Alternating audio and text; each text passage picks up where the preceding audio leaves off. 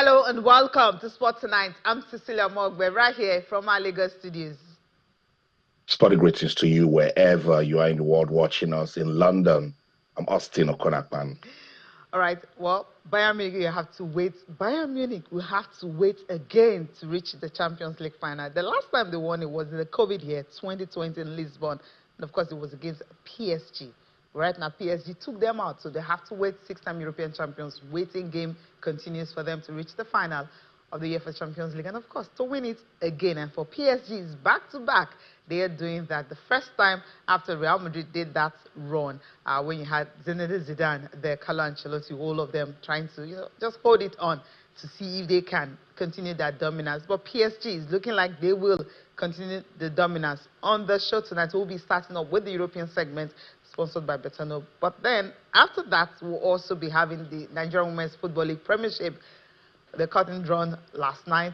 And you have the the 5 teams confirmed for relegation, and the Super 6 also confirmed. But we are still waiting for confirmation of the host venue of the Super 6 and the date, and of course, the month. You know what I'm talking about. So it's April, so it's May right now. We have time to wait for that. We'll get the story from NWFL when they're ready to tell us who is hosting the Super 6 this year, and also the time for that. We'll also be talking about the Nigerian National League, the most important league in the country, because that's where you have the conveyor belt from those who are going to the MPFL. Super 4, the final round will be played tomorrow. Sporting Lagos is looking like they will win that 10 million naira jackpot in for them. We'll talk about that. And also, Austin will be giving us updates coming from the Europa League. Aston Villa and Nottingham Forest are in action. So whatever happens, you will be having one English team in Europa League final. Champions League, you already have one. Arsenal had to wait for 20 years to reach the final of the UEFA Champions League. So much to talk about on the show tonight. It's Thursday. And of course, who do I have here? Damilola Onifade, Metro FM 97.7. It's great to have you join me. Yeah, it's good to be here. Such a wonderful night. Arsenal fans have not stopped celebrating. Let's hope that they get the best come May 30th. May 30th. We are just waiting. So, Bada Akintunde Johnson will also be joining us on this segment tonight. Arsenal are in the final for the first time in 20 years. I know you'll definitely be, well, where will you be? In Budapest for the final to see if they can win the Champions League for the very, very first time. It's great to have you join us on the show tonight. Good evening. Yeah, great to be back to the show a few hours after Arsenal broke a 20-year jinx. It's looking like it might be a special season for the Gunners, and I'm buzzing. As you know, I'm an Arsenal fan. I know. Just on Saturday, I think, Arsenal comprehensively demolished Fulham to go back to the top of the Premier League table. And then I think it was Monday night, their rivals, Manchester City, dropped points. And Arsenal fans were celebrating all over the world because their 5-point lead was preserved, albeit with City having a game in hand. But that semi-final second leg win against Atletico Madrid now puts Arsenal in a position where realistically they're contending for 2 trophies, the double as it's called, the big 2, Premier League and the Champions League. And all right. Yeah, I mean, nothing is guaranteed. Okay. But as Ian Wright said, football is about moments, and I don't think it's fair to begrudge Arsenal fans celebrating this moment, because it might be all they have to celebrate at the end of the day. If they somehow don't win the league or win the Champions League at the end of the day. So Arsenal fans, I guess, can be forgiven for celebrating qualifying for the Champions League final for the first time in 20 years, and as well being in contention and being strong favourites to go on and win the Premier League title if they beat West Ham on Sunday. Okay, they are forgiving. All right, we'll enter the European segment properly now, sponsored by Betano.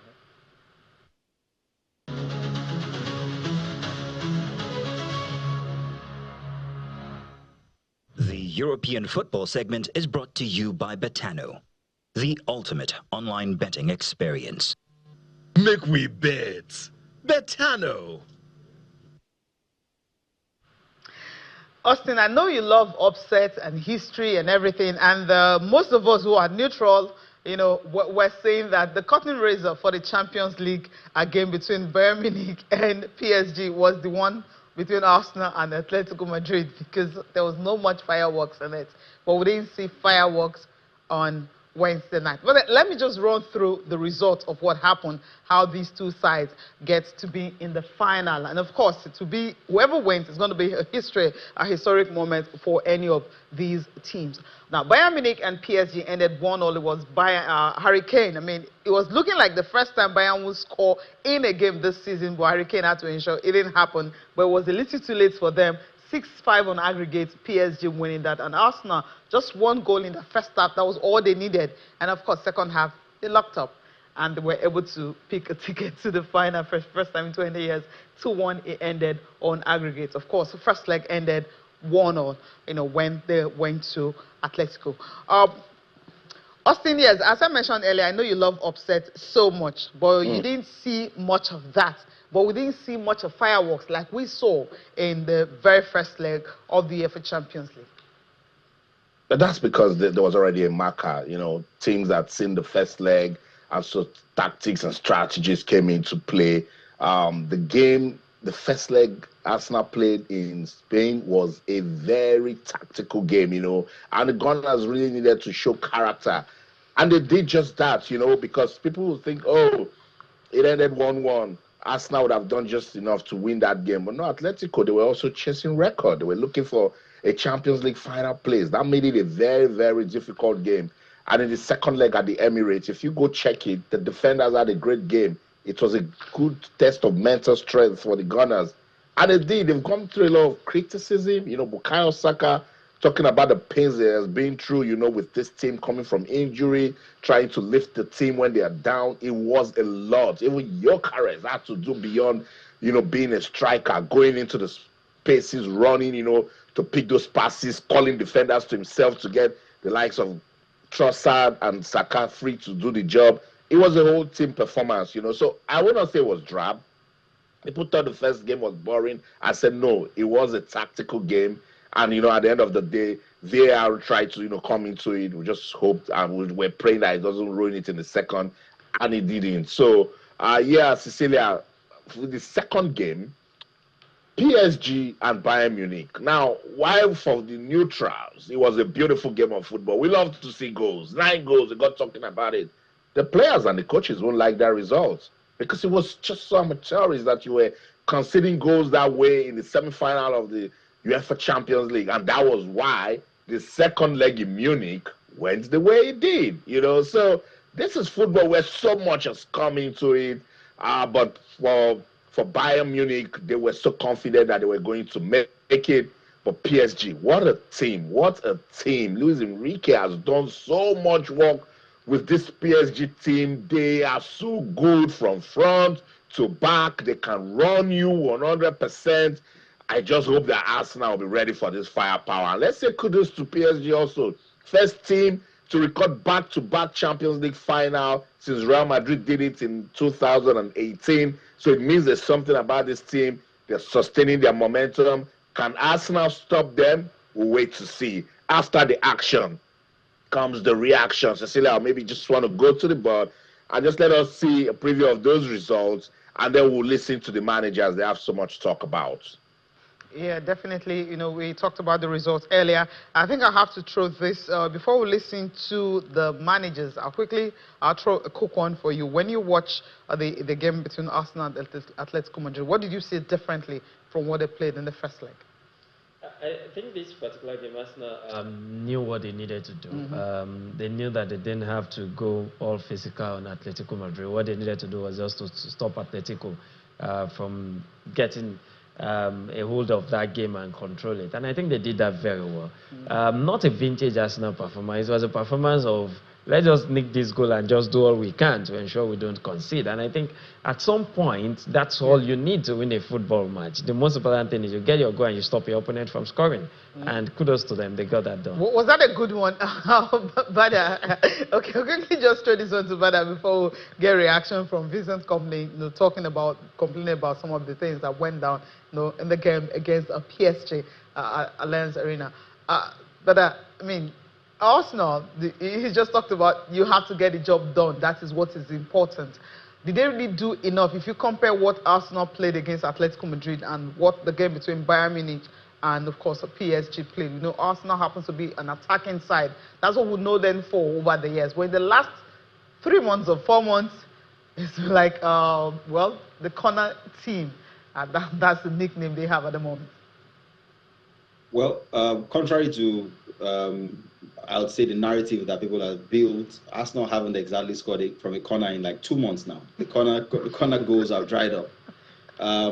So Arteta did explain why Arsenal started to play on the edges and started to go for the percentages, if you may, in terms of being super solid defensively, and then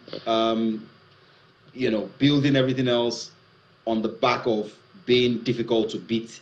So when teams go into a low block, they use corner kicks or set pieces to break the game open so that they can then go and do their thing. But Arsenal went into a period where they wobbled after the last international break, crashed out of the FA Cup, lost to Southampton. A lot of people didn't see that coming. But it started with that Carabao Cup final loss to Manchester City, where they were dominated, didn't create a lot, didn't exactly come to the party, and then followed that also with another home loss to Bournemouth in the league. And it did seem like, once again, they had bottled it, as they say. But they've since recovered in remarkable fashion. In that period, they got past Sporting Lisbon in the quarterfinals over 2 legs, drew the home leg, won away 1-0. In that period, they played 2 games against Atletico Madrid. And as much as it might not have been as exciting as the other semi-final, as Austin said, it was a more tactical game. Diego Simeone is one of the most tactical coaches when it comes to organizing a team and making them difficult to beat. Arteta is probably the modern day Diego Simeone in that regard. And when those sort of 2 managers who are big on organization, on defensive discipline, on playing the percentages game, go head to head, it was always going to be tight. And that's what it was. And I thought over 2 legs, you can't argue that Arsenal deserved to go through. I thought they were even unfortunate to have considered that Ben White penalty because the ball hit his leg before it hit his hand. And the rule book says that if the ball bounces off a body part onto the hand, it's not a handball. It can't be a penalty. But the referee gave it, and that's how Atletico Madrid got their equalizer. Otherwise, Arsenal would have won both legs. And if you remember, later on in that first leg as well, Eberechi Eze was tripped in the penalty box, went to VAR, and VAR overruled a penalty that had been given. And if you watch that particular incident over and over again, the Atletico Madrid player didn't touch the ball. It was a soft touch on Eze's leg, but if you miss the ball completely and you make contact with the attacker in the penalty box, more often than not, when the referee gives it, it doesn't get overturned. So over 2 legs, despite the fact that Arsenal had refereeing decisions go against them, they still did enough to qualify, and so they deserve their place in the final. Whether they excited people or they didn't excite people, they're in the finals, and it's a one-off game. Yes, PSG are strong favorites, but you never know. You just never know. Yeah, we'll wait for May 30th, right, in the final. Well, we need to go on a break. When we come back, we'll be listening to Vincent Company, his complaints about the game against PSG, and of course, they'll be ready next season to get into another Champions League final. If the analysis is only in favor of the winner because he's the winner, then I cannot give you any elements to make the debate interesting. The only thing I'm saying is that the game was so close, and the game between us and PSG have always been so close. It's been decided by details, moments of quality. Plus, in my opinion, we have a totally different idea on very important decisions that happen in the game. So we cannot forget we had chances. If you put the team under pressure and they make mistakes, mistakes can be a foul, like the red card. Mistake can be a penalty. If you put the team under pressure and they make mistakes, then you've done a lot of good things as well, but we just never got the decision for it. So yeah, they're a top team. Congratulations to them, and for us, we've enjoyed the fight, and we will do everything we can to be better again next year. To be better next season. Austin, right? You remember when before we go back to Arteta, to his views. You remember when the owners of PSG, when they brought in Mbappe, no, not Mbappe. You had at first you had Messi, you had Neymar, you had Mbappe was there, and then you had Neymar, you have Lionel Messi. They could not win it. Now you have some young crop of players who Luis Enrique decided to make Ballon d'Or out of Ousmane Dembele because the best, one of the best players in the world at the moment, and then they won Champions League last season. 9 of the players, who defeated Inter Milan 5-0. That last Champions League, 9 of them started this game. I beat Donnarumma, who had to go to Man City, and of course, Hakimi, who is injured. Those are the only 2 players that did not play.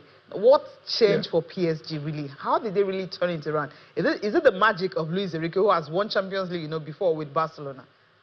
It's a mix of everything, consistency, stability, and coaching experience. Look, football 95% is from the brain. If you check the way PSG they play, you can tell they get better match after match. Their maturity is so evident in the way they connect from defense to midfield and then to attack. It's a complete team, and mentally they're strong, and that's why they give teams a go. We thought they were going to go and lock things up. Oh, they had the advantage from the first leg when they get to Munich. And boom, boom, boom, boom, boom. They had the lead, They went there to tell Bayern Munich, look, we're here to play offensive football. We're not just going to sit back and let you do your thing. And that was why it got very difficult for the Bavarians. I think we should praise Luis Enrique the more with this PSG side, because if you check where they're coming, most teams will collapse with all of those big names you mentioned that left. It will do something to the club mentally, But this guy came in, and we knew what was happening. They were winning the Champions League, not just win the Champions League, disgraced a Champions League finalist, to win it. And now they're in the Champions League final again. Tells you it was no fluke. Tells you there is a structure in place. There's a system in place that is working for PSG. And maybe, just maybe, that's what Arsenal is trying to achieve with Mikel Arteta. Some persons might come and say, oh, they need to start seeing the wins and all of that. But yeah, I agree with Bada. Arsenal fans have every right to rejoice.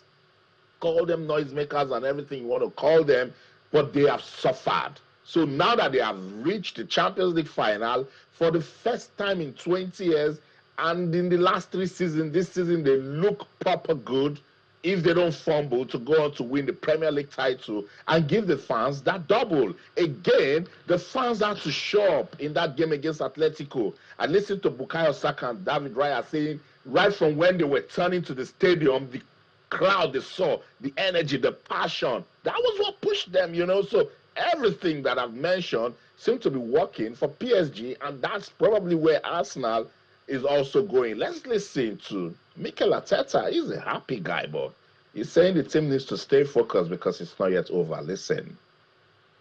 We made history again together, and I cannot be happier, prouder for everybody that is involved in this football club. The manner that we got received outside the stadium already was special and unique.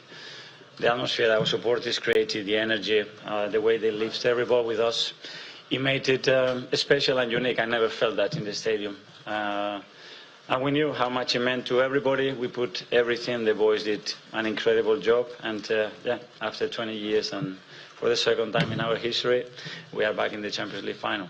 That box is ticked now. Now we have to maintain it. But now we go to the level that I think a top club that wants to be fighting consistently for the highest trophies, that's a must. And we've got it now we have to maintain it. Yeah, that's it.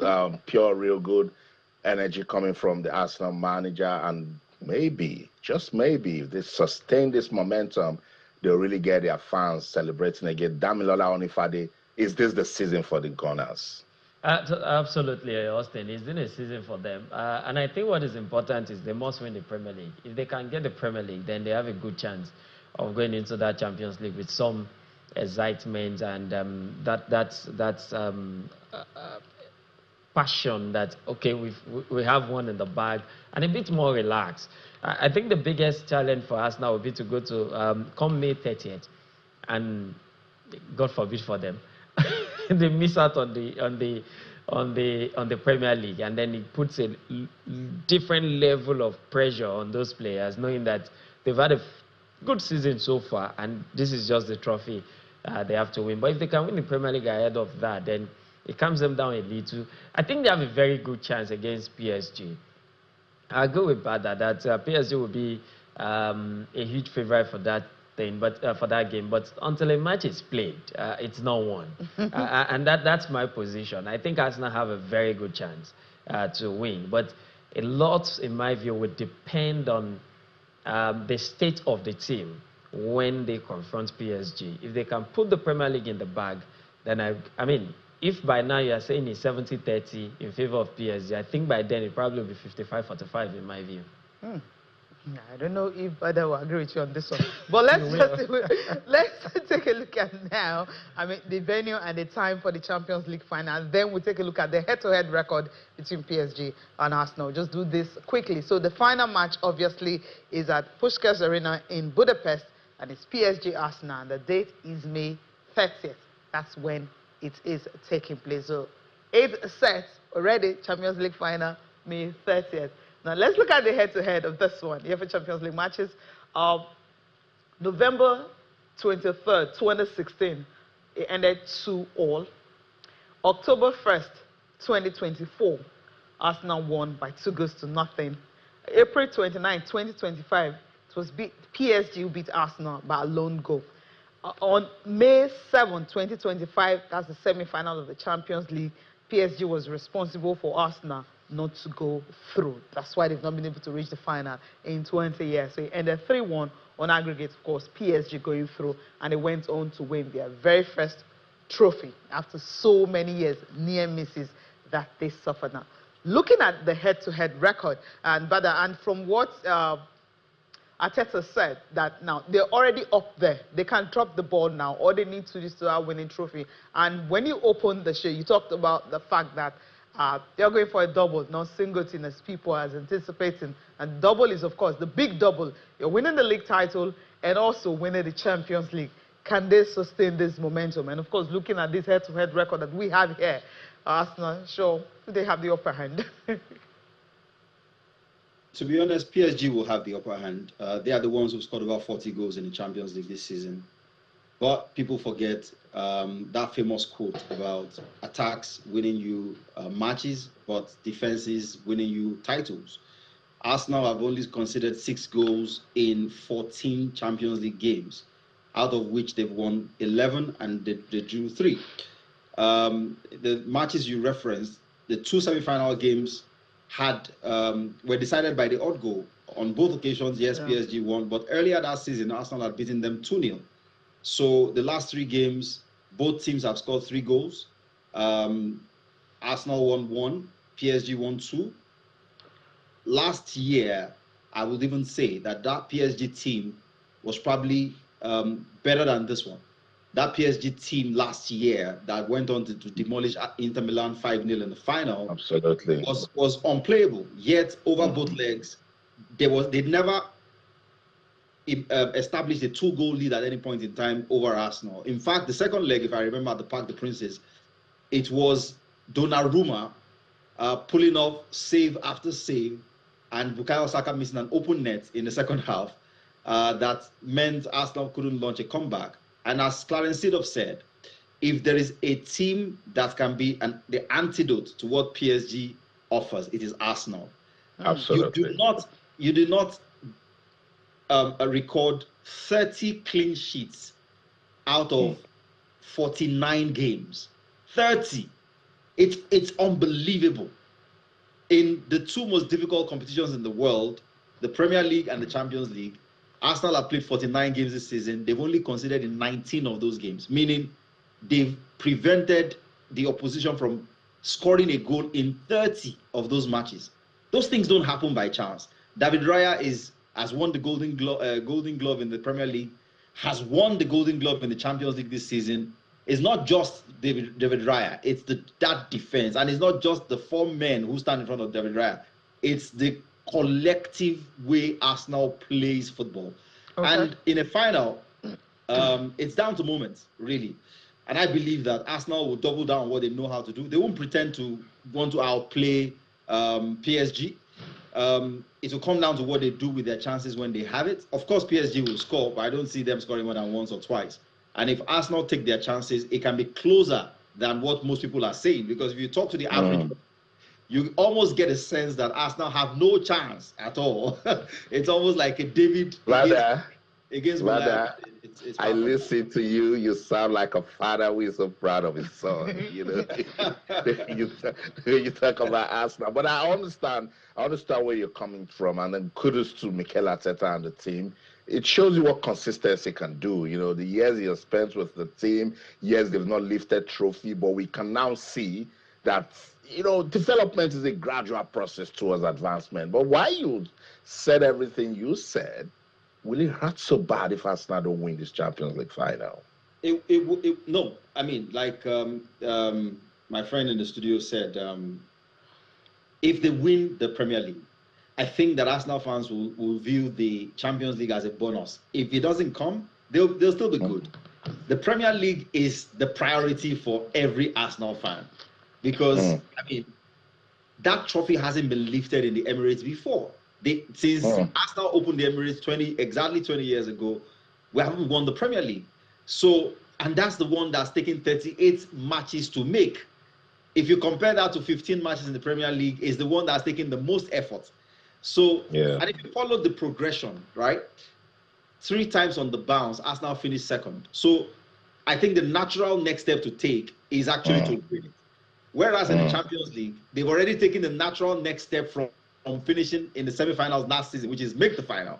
If they don't win it, they'll feel like, okay, we won the Premier League, we've made the final of the Champions League, we have one more step to take over there. So it will be a disaster if they don't win the Champions League. Damilola Onifade, if you're Mikel Arteta, which one will you take? The Premier League title or the Champions League trophy? Austin, please come again. I didn't hear that. If you're Mikel Arteta, which one will you go for? The Premier League title or the Champions League trophy? I'll go for the Premier League. Okay. And I'll go for the Premier League. But I want to thank you so much for joining us on this segment today. We'll come to celebrate. I hope so. And I wish Arsenal get to win the trophy for the very, very first time. Then I'll have to see your celebration, how it's going to be. I know you'll be in Budapest to watch, right? Fingers crossed. We'll see. We'll see. Thanks so much for joining us. Right, that's the end of European football. Of course, we'll come back and Austin will be giving us updates coming from Europe. Okay, Cecilia, we already know the finalists for the UEFA Champions League. We're looking for that of the Europa League. Remember, the first leg between Nottingham Forest and Aston Villa finished 1-0. Forest won that one. Chris Wood from the spot. So Villa needs to win this game to advance, and they didn't waste time. Only Watkins with the first goal for Unai Emery's team, and then Buendia from the penalty spot made it 2-0. So it's 2-1 lead on aggregate for Aston Villa. That game right now is approaching the 70th minute, and Aston Villa is controlling the match so well. They're not joking around. They want to win this one. Forest need to score. They must score one goal to get back into it. Let's go to Germany. The first leg between Freiburg and Braga finished 2-1 in favor of Braga. This second leg now, Freiburg, they are not smiling. It's Freiburg 3, SC Braga 0. And there's a red card already for Braga. So as it is now, it's 4-2 on aggregate. And it seems it's Freiburg that will just advance, Cecilia. And no face Aston Villa. It's like we have our champion, the finalist already. Right, let's go to the NWFA, right, and quickly wrap up what happened on Wednesday. We'll start off with our Group A match day 18. The season is over, the regular season over, so we're heading up to Super 6, but we don't know when and where and how That's what happened. Edo Queens and Rivers Angels was 2-1. Edo Queens winning at home. Ekiti Queens stunned by Bayelsa Queens, where these teams were already in the Super 6 even before 3 games to spare. Heartland and Adamawa Queens, Heartland winning by a lone goal. Peseto Queens and Nigerian, the relegated team, faced each other. They had to share the points there going into the championship. Now, the top 3 in Group A. Yeah, they're the ones. They've been here beginning of the season, and they maintained it till it was over. The only difference is Rivers had to drop to 3rd after the final round of matches. 16 games were played. The reason for this, one of the teams couldn't make it into it because of registration and all. 12 wins, 1 draw, and 3 losses for Bayelsa Queens. Goal difference of 23. They finished on 37 points. For Edo Queens, after 16 games, 11 wins, 3 draws, 2 losses. They lost the fewest numbers of games in the regular season. 16 goals scored, 36.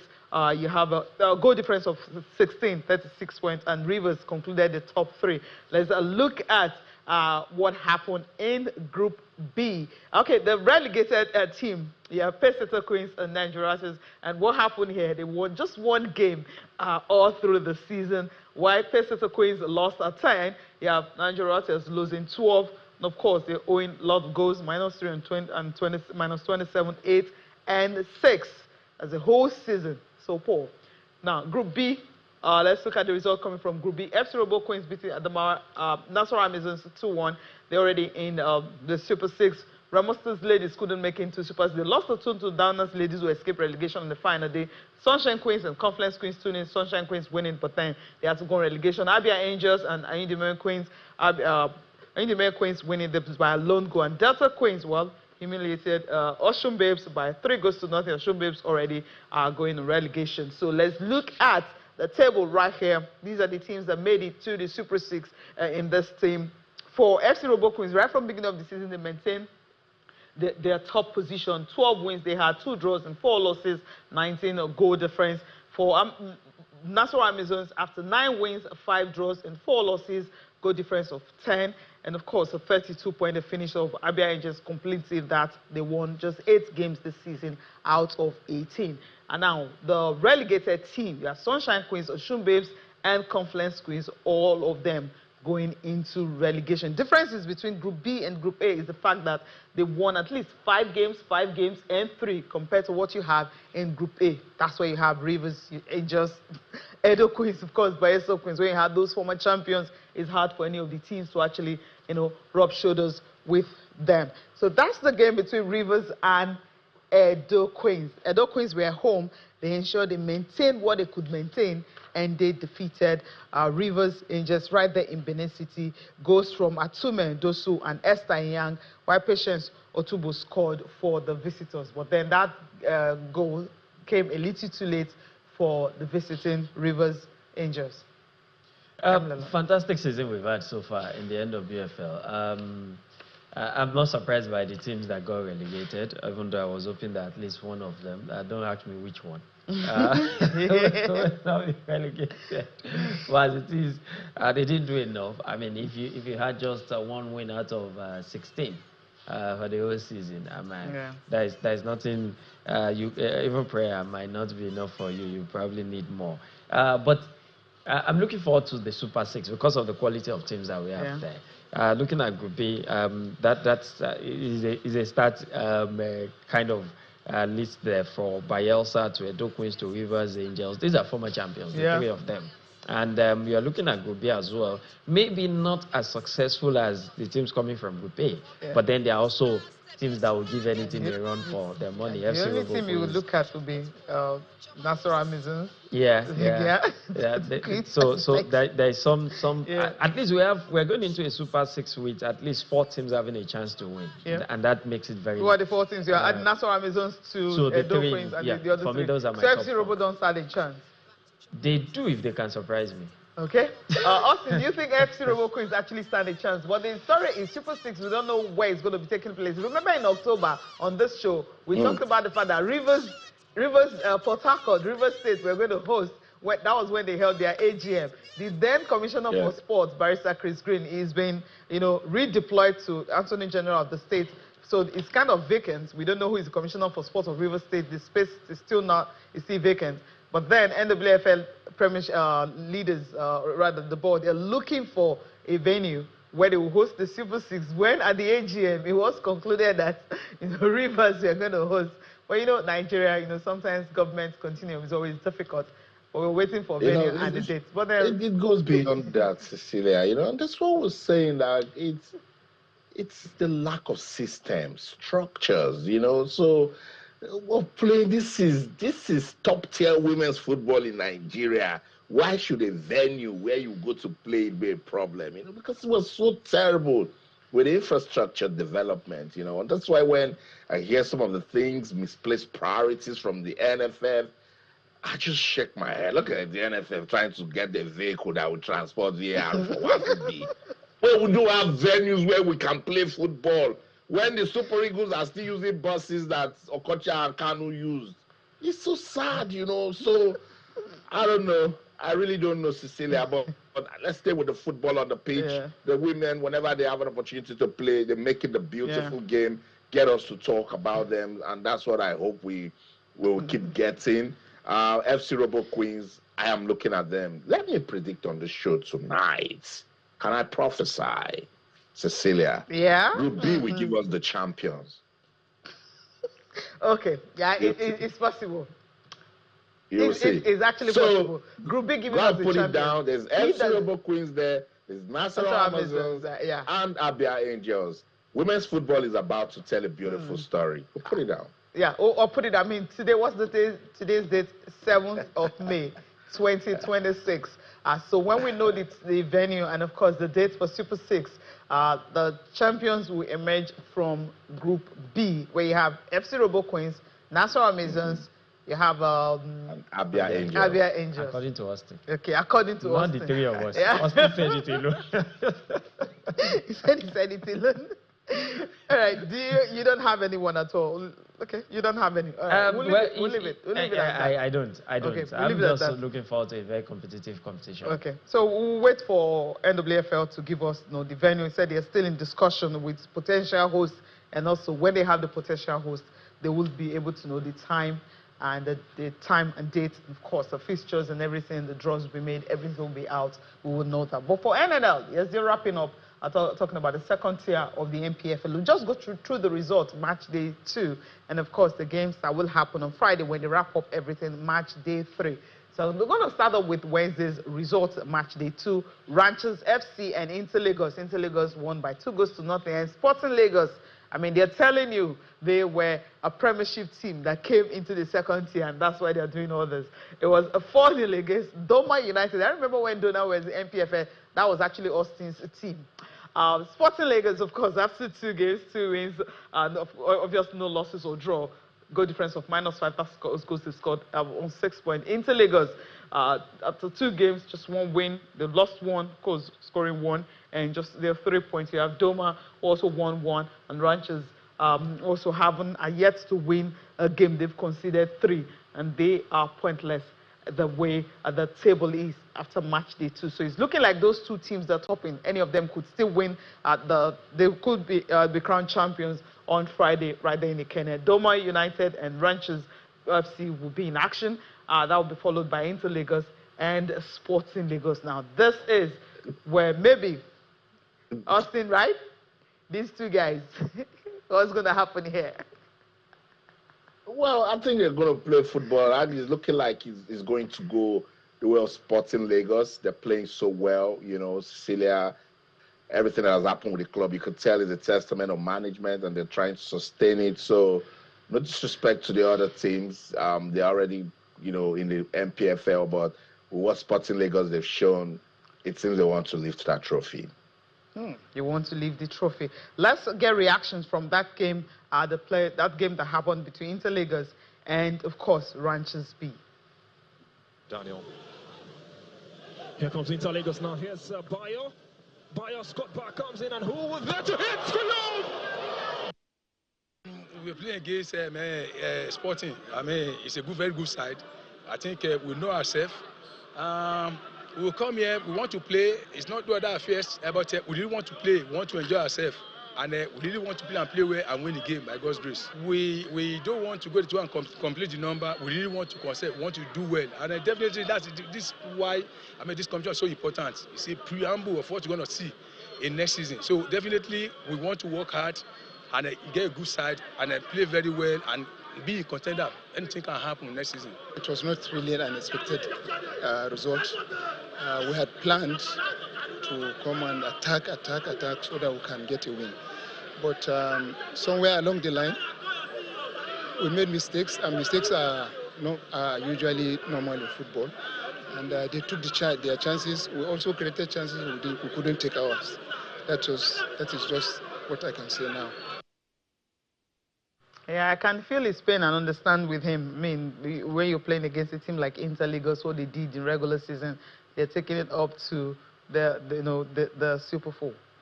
I think the consolation for Rangers Bees and Doma United is that at least they'll be in the top league next season. I think the two Lagos teams have, allow me to use the word, bullied them. and it's certain that Lagos will have the champion of the NLF for this season. But there's still an interest situation that might develop. Okay. We might have 3 teams with 3 points. Yeah. The only thing counting against Doma Elite is the goal deficit of -3.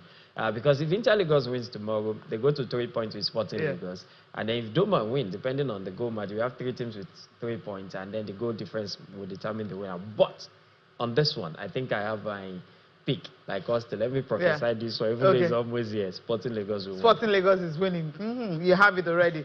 Austin, I mean, is shaping to be one of the most competitive we've seen in a long while when it comes to the most important league in Nigeria. And I like it. I like it so much because it's about time. I was saying that if we get it right with this one, then it should be, the next step is to sustain it with the MPFL. So, yeah, I agree. The football has been beautiful. We listened to George Alu last week before the Super 4 started, and saying things that they have put in place. If we've got a minute, let's listen to him again tonight on the show.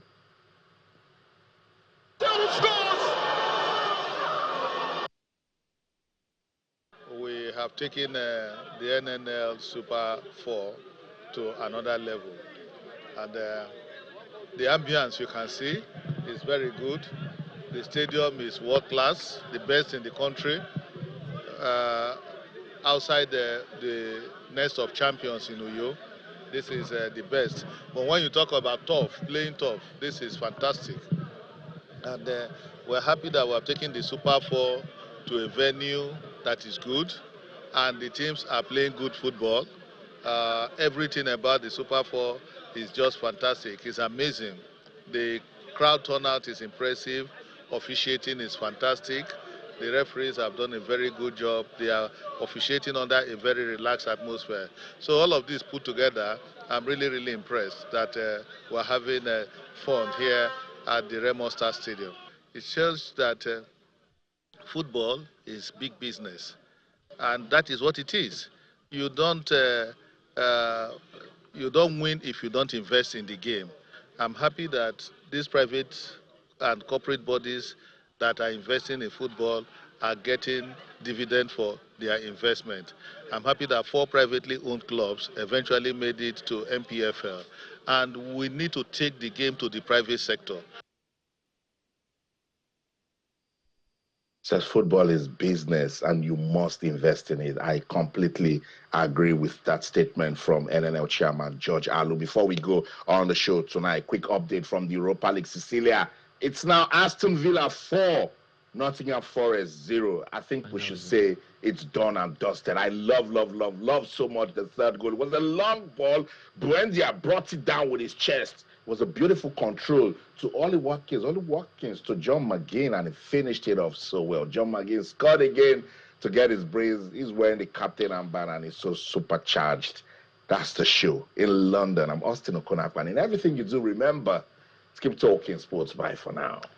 Yeah, I was going to tell you that Uyo is no longer the most beautiful stadium or the best stadium in Nigeria, according to NNL chairman. It's now the stadium where. Thank you so much for coming on the show tonight. It's been a pleasure being here. And let me leave with this. Everybody that is hating on Arsenal fans, please let them breathe. Let them breathe, right? Arsenal fans breathe. Don't worry, May 30th. It's going to the Emirates. We know that, right? You know the trophy that is going to the Emirates. We're going to have 2 trophies, the Champions League and the League Cup. Right? For the Europa League, we have 2 finalists already. We can conclude that, except some miracle happened, Freiburg and Aston Villa will just play the final Europa League. Thank you so much for watching. I'm Cecilia Mogbe. Have a good night, friends.